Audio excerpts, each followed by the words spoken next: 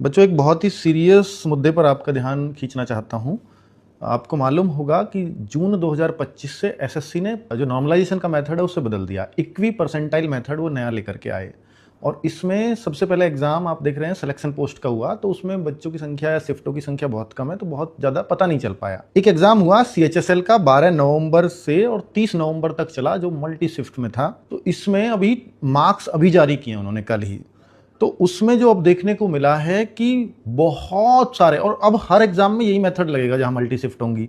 क्योंकि अभी सीजीएल के मार्क्स नहीं आए, तो जब उनके मार्क्स आएंगे तो उसमें भी पता चलेगा कि बच्चे ये कह रहे थे कि सर जो कट ऑफ लगी है उससे मेरे काफ़ी ज़्यादा मार्क्स हैं, मेरा सिलेक्शन नहीं हुआ।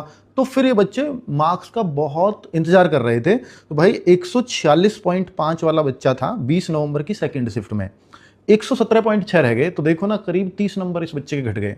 सेम दूसरा बच्चा था, पहला बच्चा था निखिल गुप्ता, दूसरा बच्चा है विनीत भाटी। ये भी 20 नवंबर की सेकंड शिफ्ट में था। इसके 143.5 मार्क्स थे और 113.42 रह गए। तो ये लगभग ये भी 30 नंबर डाउन गया। एक उमंग कुमार एक बच्चा है, 12 नवंबर की सेकंड शिफ्ट, यानी जिस दिन पेपर शुरू हुआ है उसी दिन। तो आप ये सोचते हैं ना, उस दिन तो बढ़ते ही है मार्क्स। इसके 130 मार्क्स थे रॉ मार्क्स, ये लिखा है रिजल्ट में, 130 रॉ मार्क्स थे और 114.60 हो गए नॉर्मलाइजेशन के साथ। तो 16 नंबर तो इसके भी घट गए।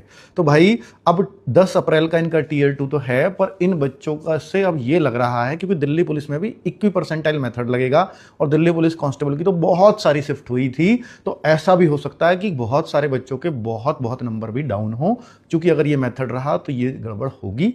हालांकि जब नंबर डाउन होते हैं तो फिर अप भी होते हैं दूसरी साइड, तो फिर जो कट ऑफ है, चूंकि प्लस माइनस का लग रहा है, तो फिर उतना उछाल नहीं लेती जितना एक्चुअल में पहले लेती थी। तो शायद वो थोड़ा सा मिड में आकर के रुके।